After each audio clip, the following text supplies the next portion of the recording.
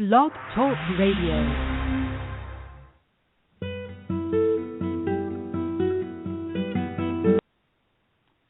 Hello, everyone. I'd like to welcome all of you back to Ohio Exopolitics. I'm your host, Mark Snyder, and you put us back on the microphone here. I hope that sounds a little better. Welcome back to Ohio Exopolitics. I'm your host, Mark Snyder. We're going to talk about the Billy Meyer case today, particularly information in the book The Might of Thoughts, which also seems to intersect with other information in the Meyer material, which is in the book Goblet of Truth. Addiction, including addiction to world domination. First of all, what is addiction? Addiction is a chronic brain disease that causes a compulsive substance use despite harmful consequences. Well, addiction can also include behaviors. We become addicted to behaviors. For example, there are very powerful and rich people that are addicted to world domination. And these addictions can affect our health, our finances, our relationships, our careers. Abuse of drugs and alcohol is by far the leading cause of preventable illnesses and premature death in our society. So addiction is a huge problem. And addiction comes from wrong thinking. In the book Macht der Gedanken, The Might of the Thoughts, is all about learning to control our thinking. So our thinking can actually help us. We are the cause of our own circumstances. You are the master of your own circumstances. Lower thoughts lead to lower feelings, which lead to lower habits and lower circumstances. So the key here is to learn to steer our thoughts so we have good thoughts, good feelings, healthy habits, and better circumstances in our life. The power of correct knowledge and thinking is a monstrous thing. In fact, correct knowledge and thinking ceaselessly bring into being the things that we long or desire for. The problem is, in the case of the person that's addicted, they are longing and desiring for their vice, for their addiction. And that's where the thoughts spin out of control. We get lost in a horrible state of addiction, which leads us around in a circle in our thoughts. It's a vicious circle that never ends in some cases, except in some cases it leads to death. Well, one of the addictions that is talked about in the Meyer materials is the addiction to world domination. There is an addiction that is not so common. There are certain powerful groups in the world that are now attempting to bring about world domination for their particular group.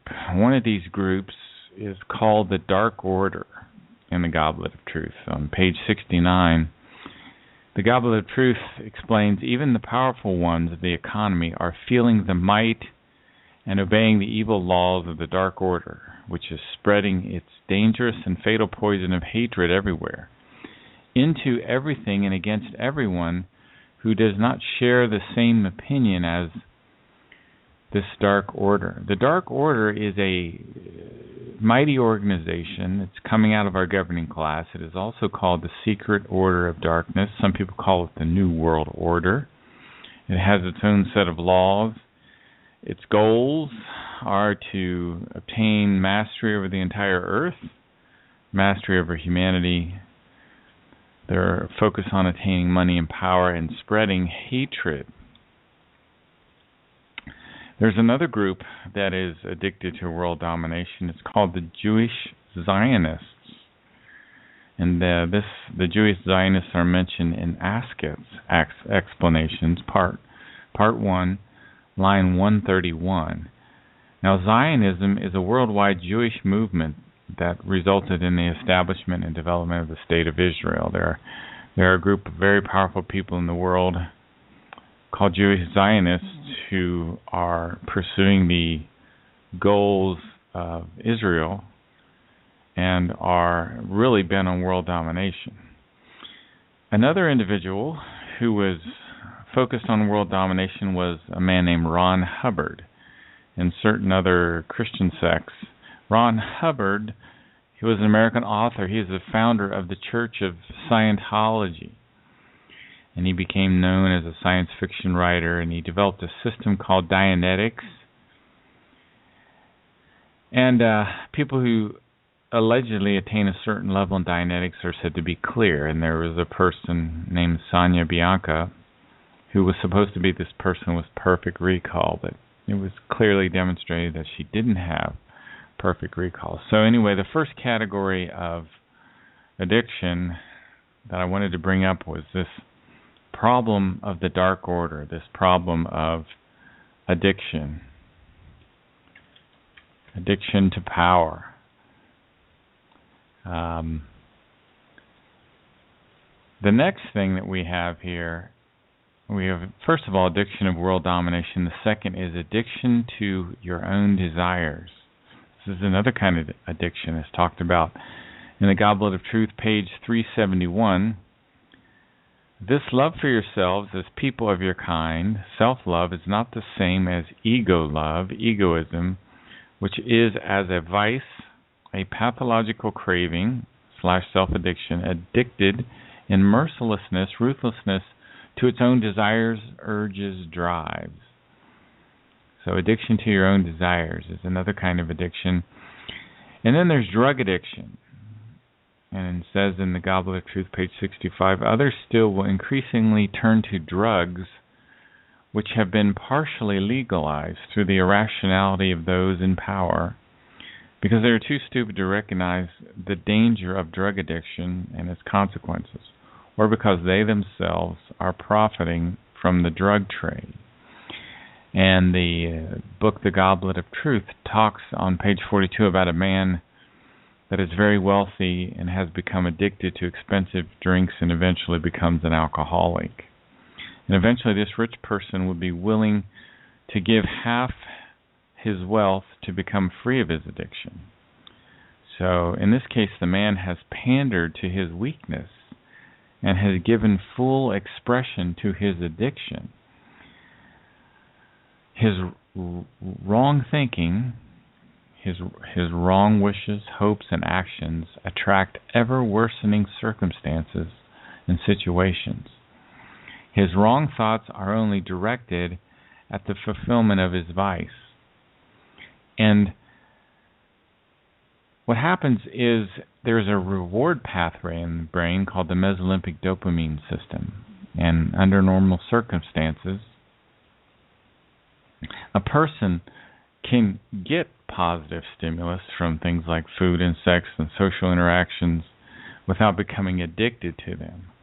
But something breaks down in the thought process, and we become a victim of our own thoughts, and we develop addictions.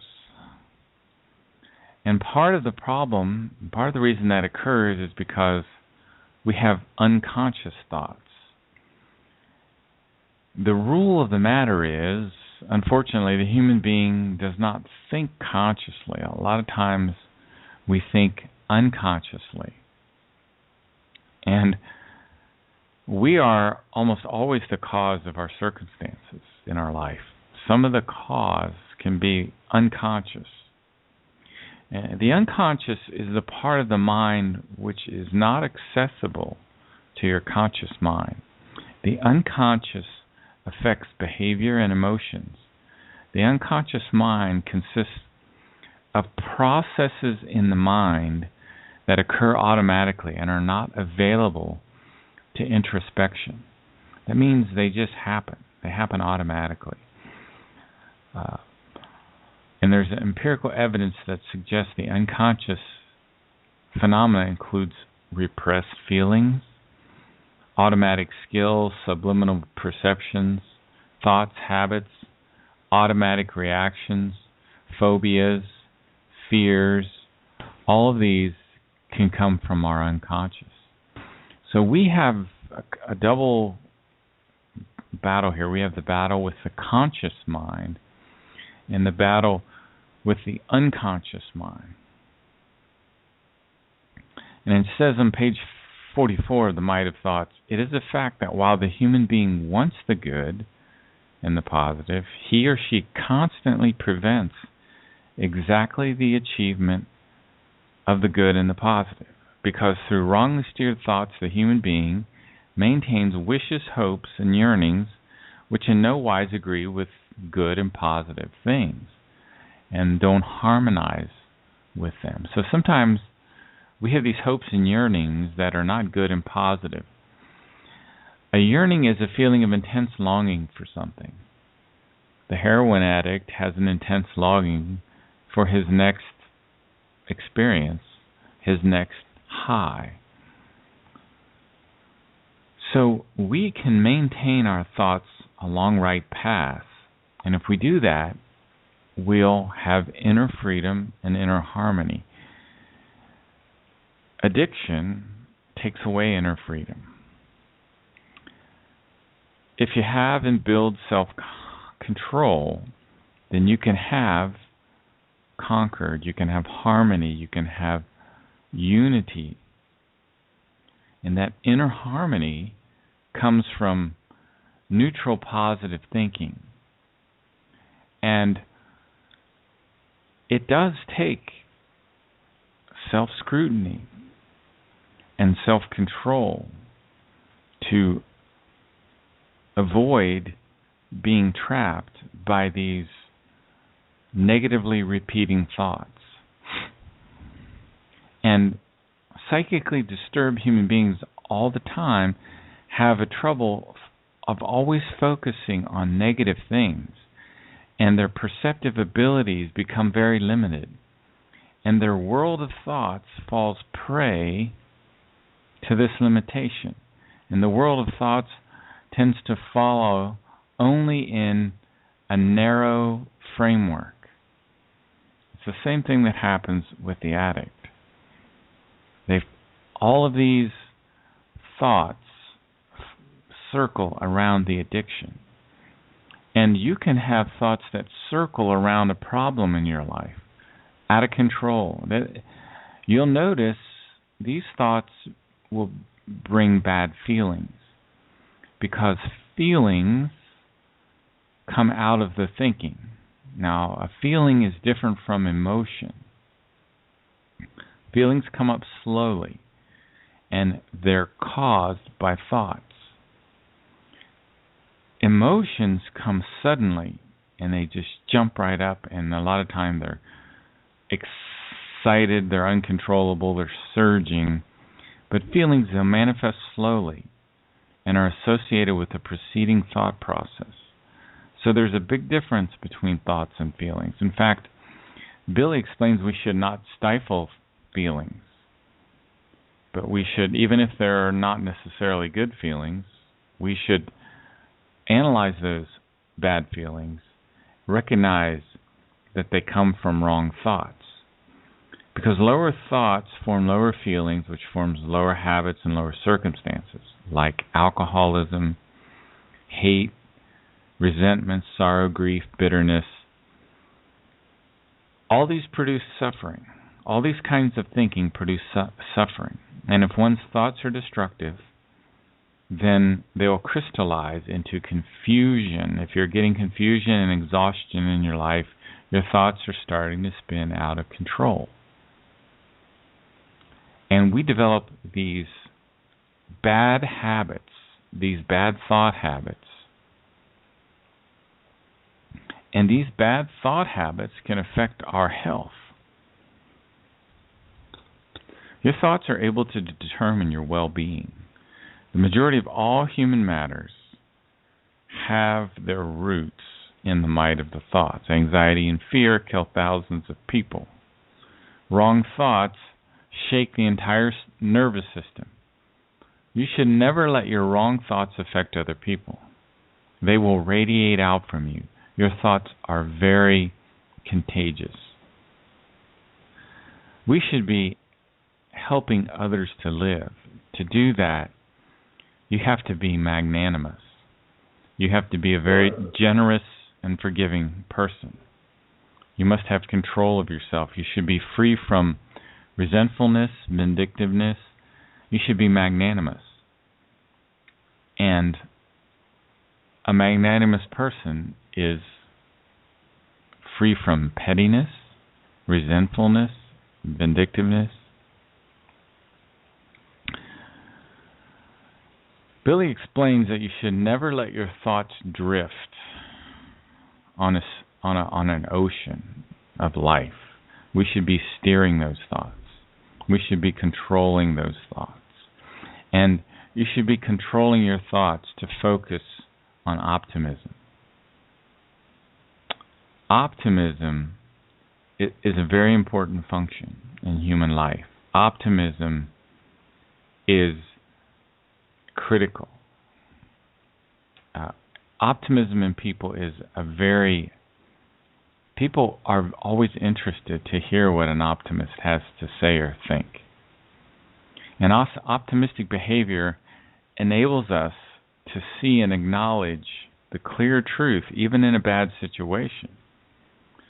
So an optimist isn't a clown, but he's a person that can, under great pressure, focus on the truth. And it's said that optimists respond better to stress, where pessimists often have higher levels of cortisol, the stress hormone. You see,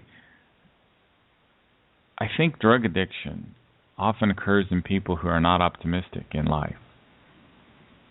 See, the power of our thoughts is overwhelming. We just don't understand that yet. The power of our correct thoughts. And optimism, as I said, it fascinates all human beings.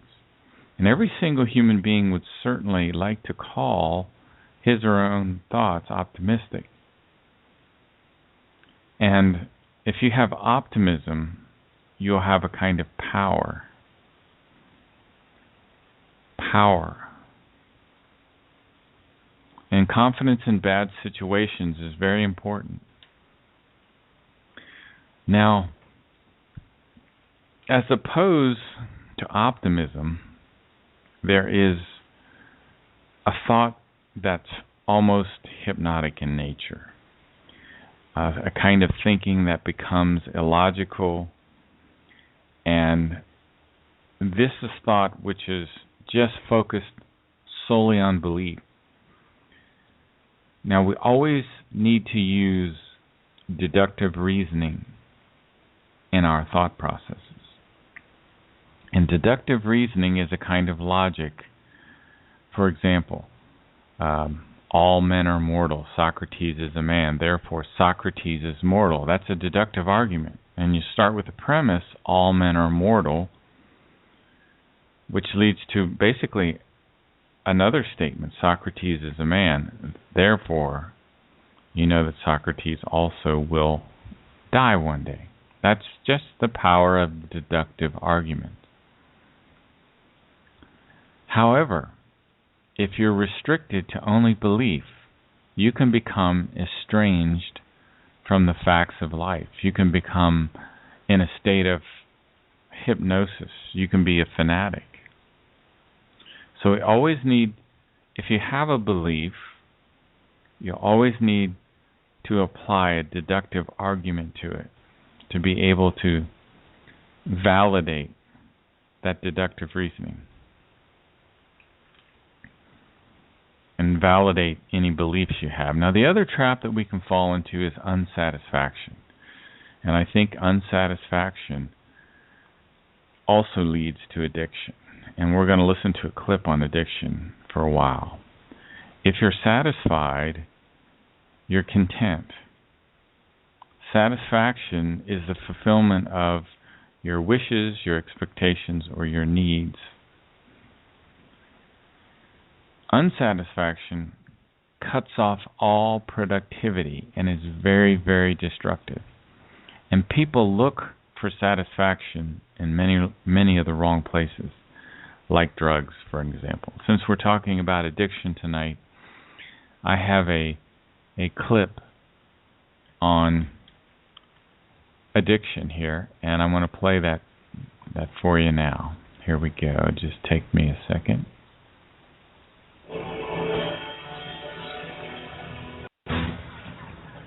America and Asia are in the grip of an epidemic. Sheriff Sparkle's coming in. Methamphetamine, one of the world's most powerful stimulants, can be made at home, like modern-day moonshine, from chemicals found in any pharmacy or hardware store. The way the meth is right now, it's like nothing I've ever seen in my career. It's toxic, and it destroys lives. You burn everything I have, everything I own. Addiction quickly takes hold. Organized crime steps in, and law enforcement is left to face the rising crime wave. You're there. It'd be a good time to identify yourself. Producers, traffickers, dealers, users, doctors, police. They're all part of the $300 billion a year global industry that is Drugs Incorporated.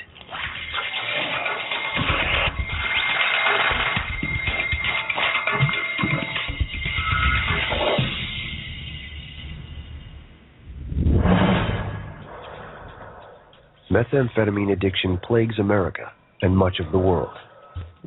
It can be injected, smoked, or snorted, and one hit gets a user high for as long as 8 hours. More addictive than cocaine or alcohol, meth traps users into a devastating cycle. All over the U.S., thousands of petty dealers sell methamphetamine under the street names Crank, Crystal, Glass, or Ice. A man going by the alias Juan Lopez began his drug career selling crack cocaine for an Hispanic street gang known as the Mexican Mafia. Well, the drugs have changed a lot. In the last 10 years, meth has taken over. LA, the mid-90s. A new product appears on the streets. Crystalline methamphetamine. It's cheaper than crack cocaine and more potent. It becomes an instant hit with drug users. All the crack users went to smoking meth.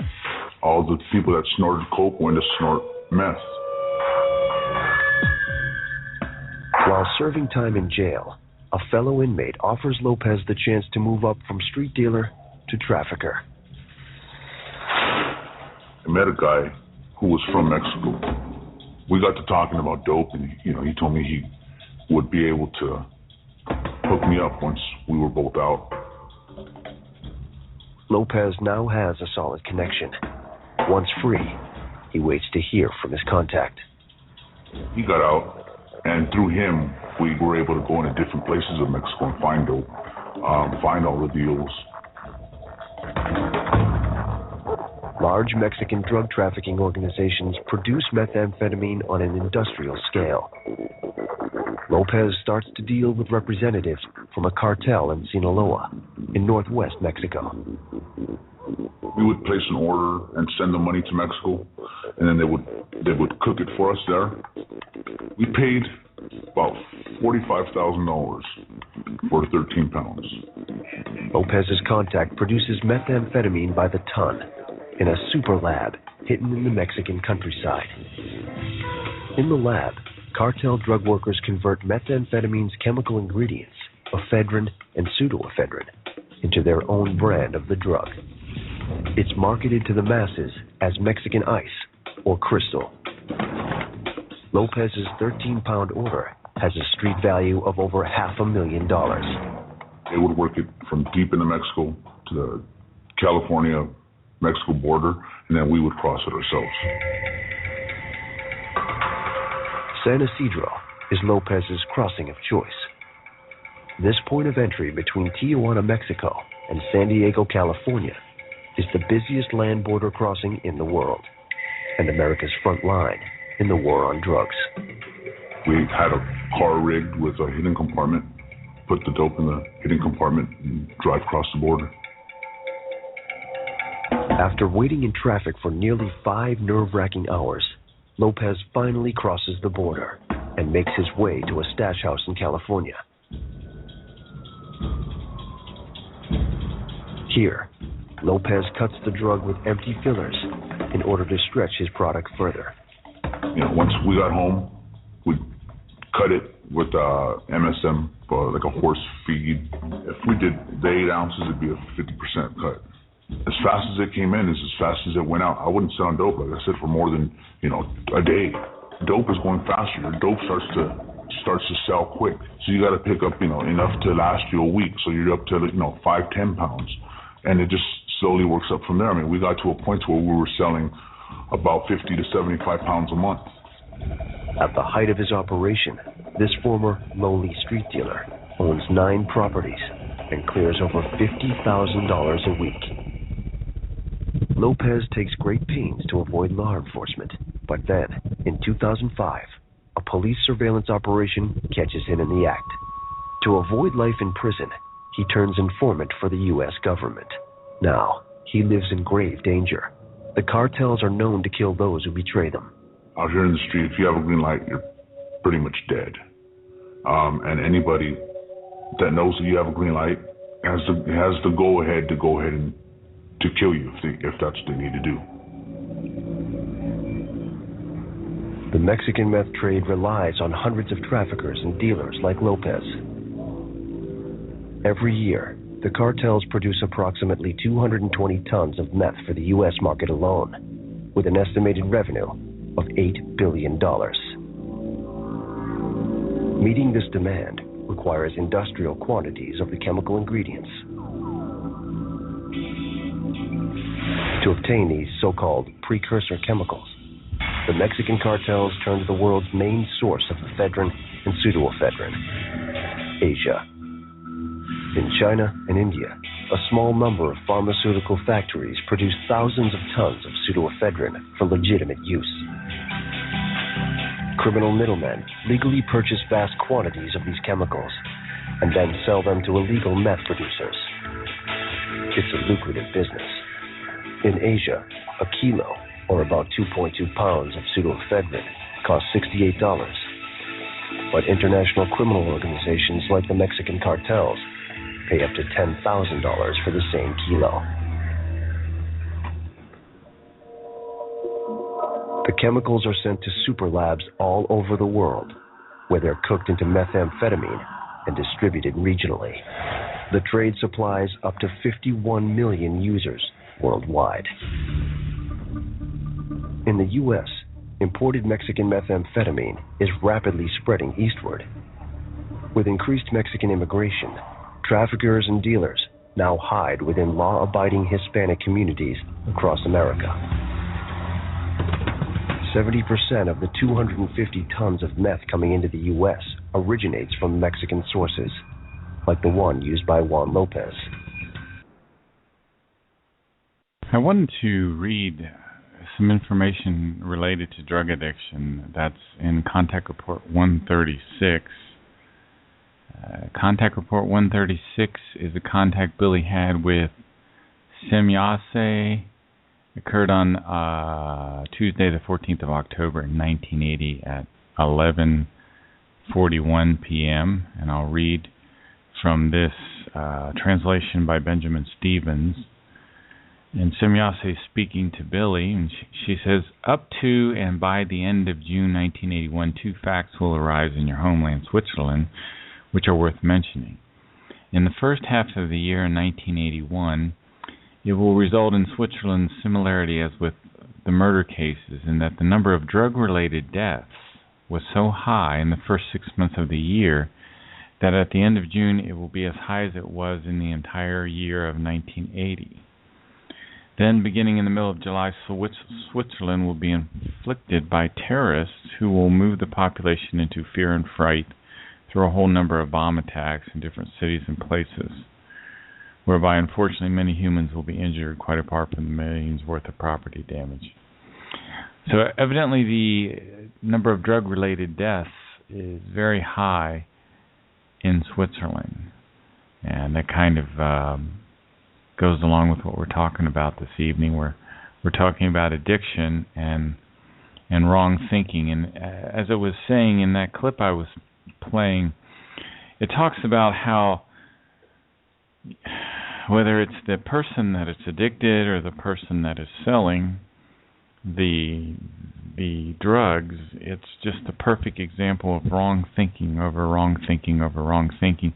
The person that sells a little bit starts selling a little more, and the demand goes up, and pretty soon he's what did they say, $50,000 a week or something like that? The guy was selling of these drugs, and eventually, you're going to get caught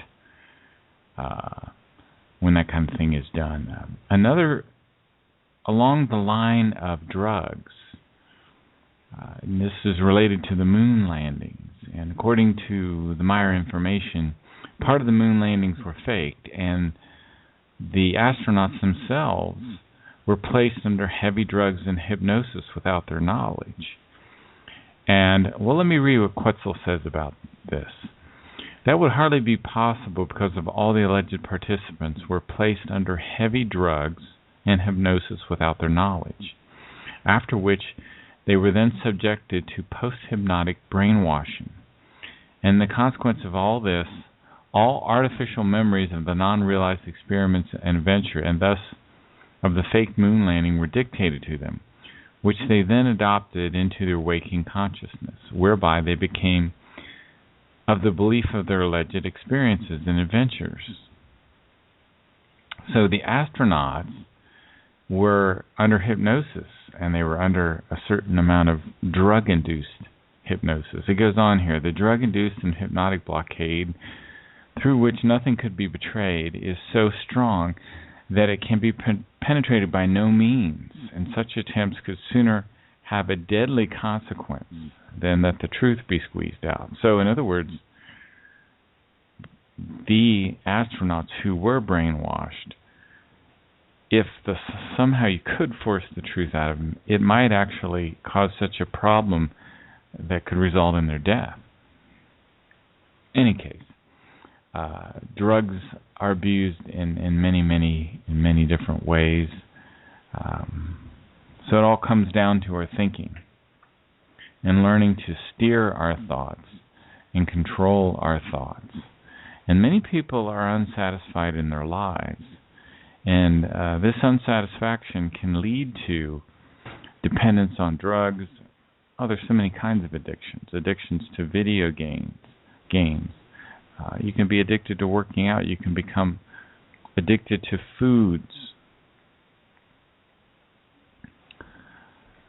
It says in The Might of Thoughts on page 280, unsatisfaction is unable to create any ideas or any balance of the personality. Consequently, neither progress nor success can arise from it. So when you're in the privacy of analyzing your own thoughts about something, if you detect unsatisfaction, you need to purge that out of your thought processes. And one of the great philosophers in ancient Greek that talked about learning to analyze our thoughts was Plato. And Plato, he was a mathematician. He was alive around the 4th century in Greece. He was a philosopher. And he talked about thinking carefully and logically about how we lead our life. And he talked about not letting our emotions drag us along. He talked about knowing yourself. Even in the book, The Talmud of Emmanuel, it talks about using deductive reasoning and how important it is to use deductive reasoning. And this unsatisfaction that we have sometimes can kill off all initiative and striving for that which is higher. And it can cause you to sink into brooding misery and inactivity.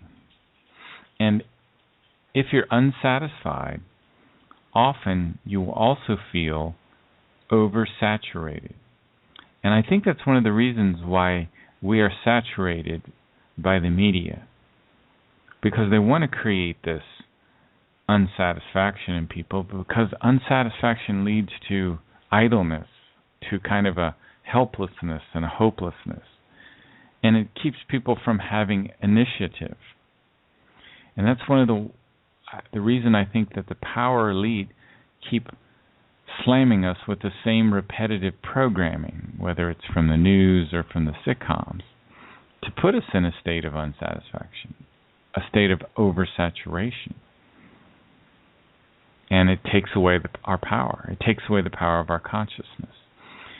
It says in The Might of Thoughts, page 280, once the consciousness is oversaturated in some form, as with unsatisfaction, the human being is not able to master his or her life.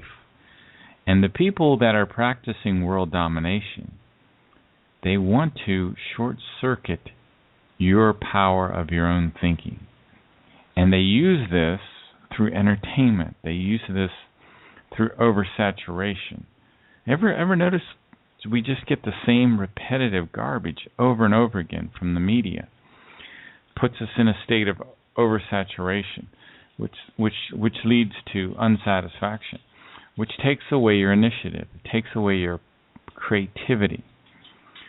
And it says here, page 280, but once the consciousness is oversaturated in some form, as with unsatisfaction, the human being is not able to master his or her life and is not able to achieve anything in it. Because as a result of the absence of creativity, absolutely no ideas at all can be created and developed into realizable ideas, intentions, wishes, imaginations. It goes like this. Wrong thinking can lead to oversaturation. You can oversaturate yourself. That oversaturation / unsatisfaction leads to the absence of creativity. It leads to a lack of ideas, a lack of initiative. Essentially, unsatisfaction kills motivation. It kills striving. Have you ever noticed that? An addict has no motivation, has no striving other than fulfilling that addiction. And oversaturation, it means to impregnate, to be imbued thoroughly or completely. This unsatisfaction and oversaturation leads to an absence of creativity. And unsatisfaction leads to a profound absence of creativity. And also the absence of initiative. In order to be great in your consciousness, as well as your ideas, your thoughts and feelings, the human being must not be unsatisfied. He must also not be submissive. But you must learn to be great in your inner nature. See, unsatisfaction, oversaturation leads very much into submissiveness. And that's why the media is continually bombarding us with repetitive things. That's why we're set up to be addicted to things like sports. Have you ever sat and watched a sports show for hours and you're thinking, wow, this is boring. Why am I doing this? But you feel like you can't stop. One of the things we do is we lapse into this submissiveness and this we need to learn to execute reason, to govern ourselves. If we do that, we can have an abundance of life. And if you have an abundance of life, you won't be gloomy. One of the ways to learn to empower your thoughts is to say them out loud. And it says on page 3 or 4 of The Might of Thoughts, tend a thought or utter it, and it happens. And just as it is with one's thought, the word is might in command. So we also need to learn to control our pictorial imagination. Learning to think in pictures so that they assume very distinct forms that can be recognized and defined. We need to guide our thoughts away from illusionary pictures, but focus on neutral, positive pictures. If a doubt comes in your mind, throw it out. It's only an obstacle. Doubts are only obstacles. Obstacles are things that are blocking your progress. Get rid of those obstacles. How do our thoughts become reality? Well, if you have a thought, it can become a wish. And you need to learn to nurture those wishes. And out of those wishes comes a consciousness picture. And out of that consciousness picture, add your own enthusiasm. And then eventually that will become a reality. The purely thought, feeling based or emotional love created by the human being is not the all-embracing and all-calming creational love. And this goes along with thoughts and enthusiasm as well. True love that comes from neutral, positive thinking doesn't lead you into a suffering or a pain. It's the same way with your feelings.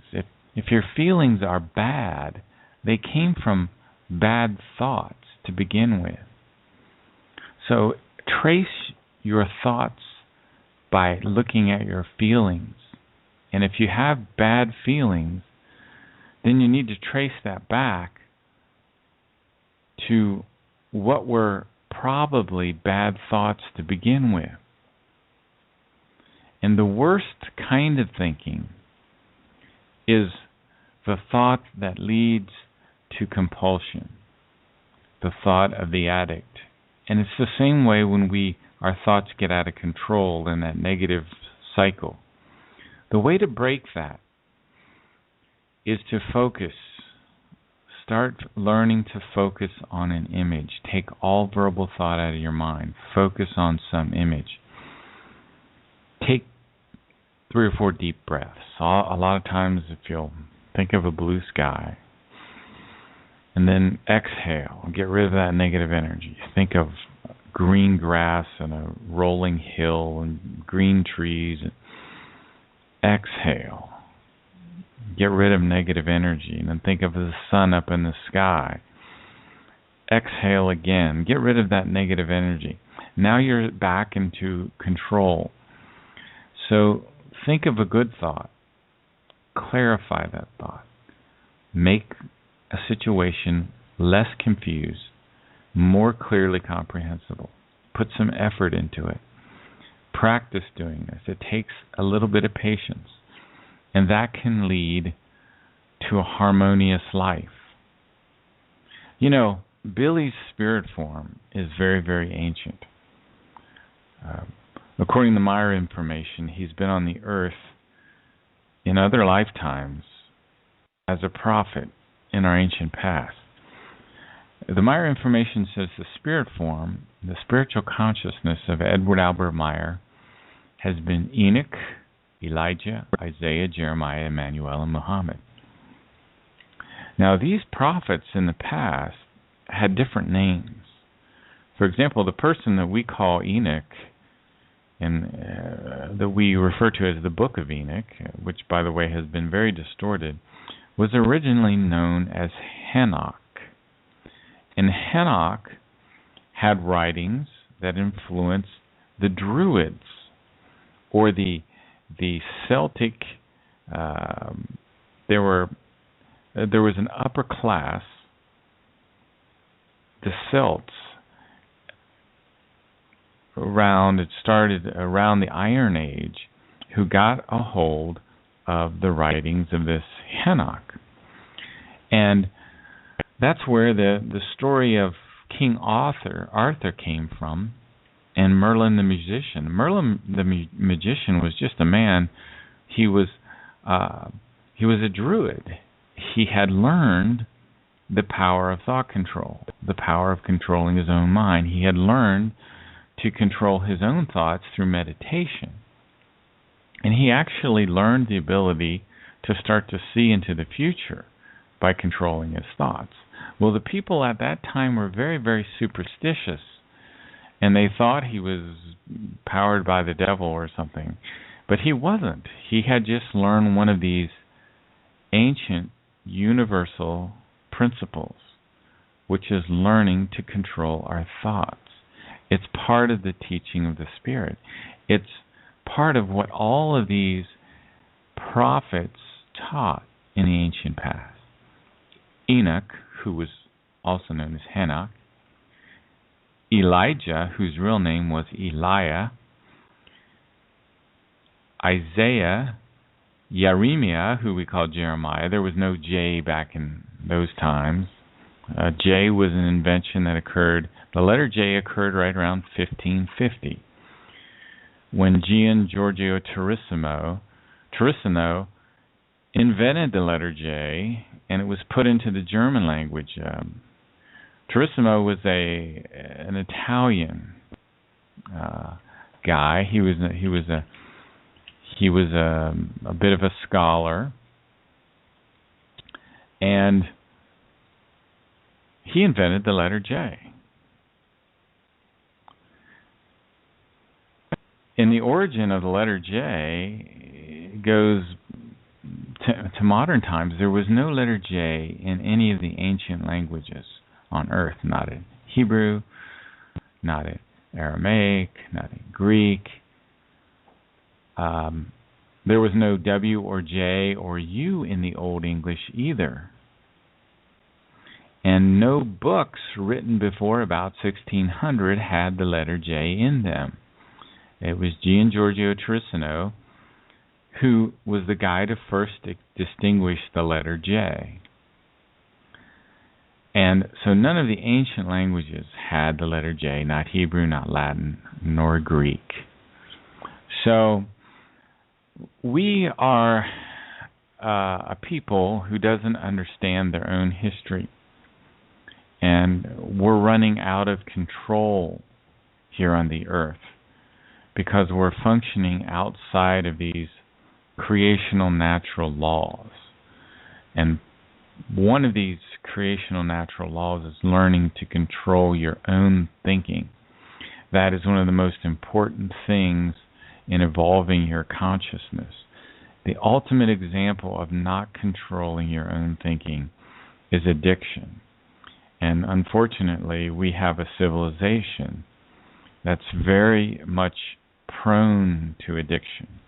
And the only way we're going to get back in control of our life and our lifestyle is learning these ancient universal teachings, learning fundamental principles like the law of love. Not the romantic love that we often talk about today, but a kind of love. Well, the Meyer Information puts it this way. It says the incredible splendor of nature is the visible expression of the love of creation. It has nothing to do with romance. It has nothing to do with your particular feeling at the moment. We live under a law of love that says, live and help live. See, the law of love is the fundamental principle of nature. The purpose of our lives is to evolve our consciousness, to grow in wisdom. Wisdom is a kind of knowledge that produces energy. And when we produce the energy of right thinking, and right thinking involves love, right thinking involves understanding that you are interconnected with all things. There is a universal consciousness, and our spirit form you can think of as basically a tiny part of that universal consciousness.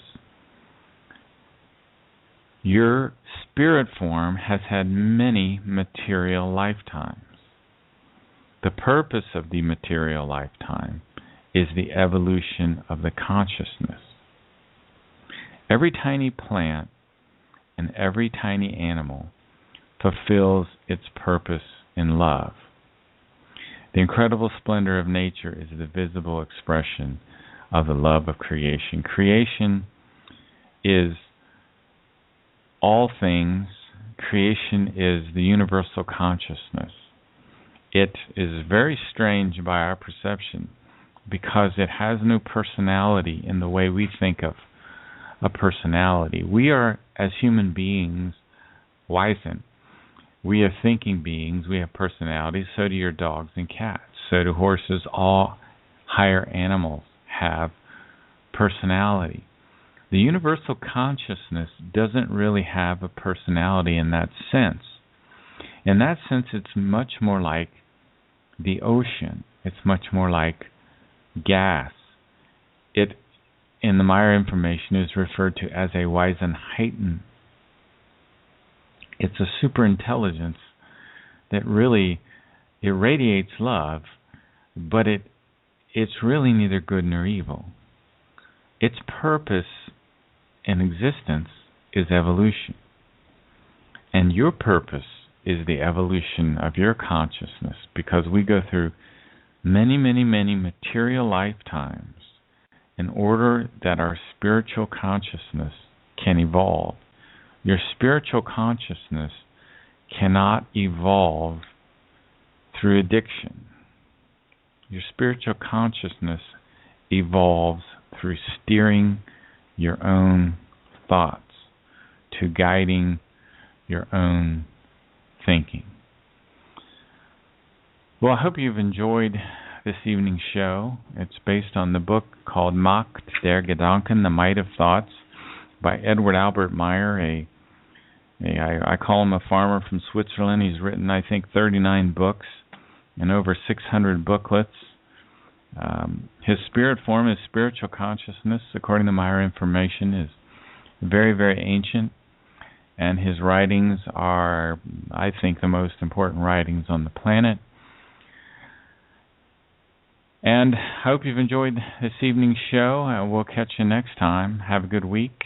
You're listening to Ohio Exopolitics. I'm your host, Mark Snyder. Have a good evening.